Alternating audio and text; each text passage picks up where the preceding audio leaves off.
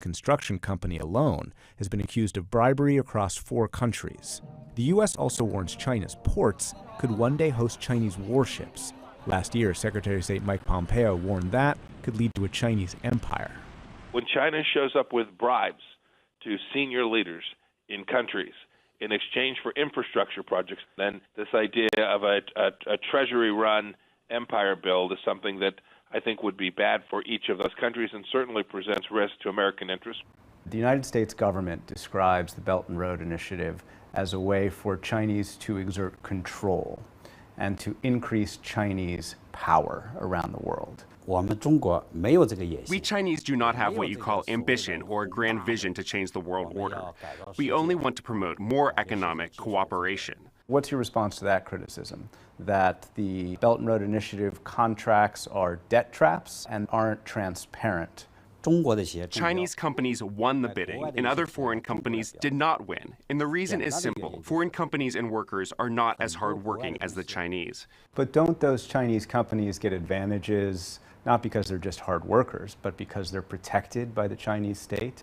I cannot say it's the Chinese government's support. China's financial institutions will provide financing only if they deem the projects are profitable.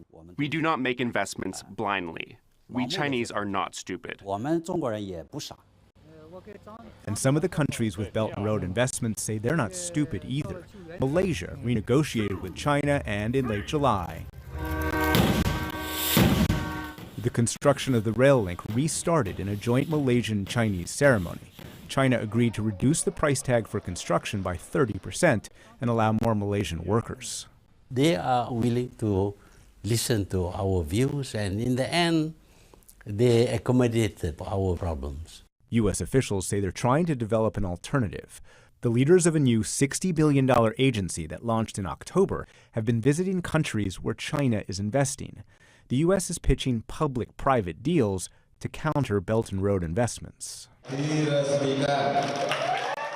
the U.S. advocates Japanese investment as an alternative. Japan built Jakarta's local subway, but the Chinese deals are better. Indonesian Minister Luhut told the Japanese. And I said to them, okay, look, your term on the, on the previous project, I think too tight for us.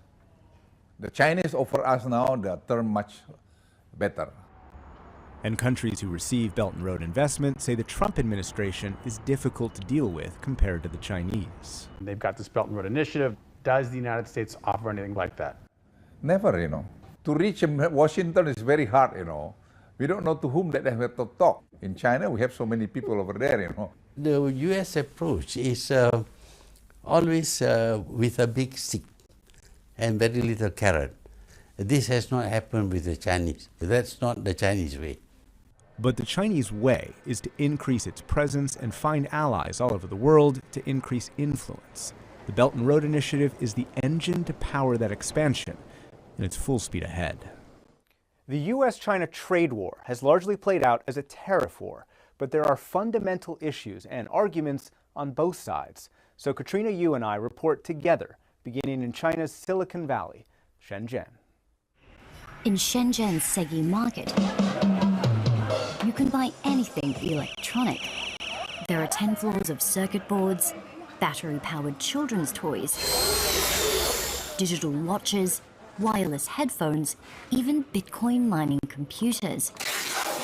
And all of this is sold all over the world because international companies have long tapped into China's massive market and huge supply of reliable labor.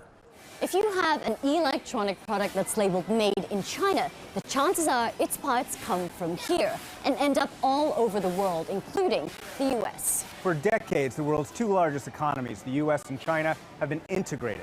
But now the Trump administration is trying to change that. And the trade war is not only going to affect American businesses and consumers, but also businesses and consumers here in China. Segi Market has been called the barometer of China's electronics industry. Components and finished products are sourced from super factories all over Shenzhen. More than 60,000 businesses have set up shop here. While they may sell everywhere, this year all eyes are on the U.S. I hope the trade war doesn't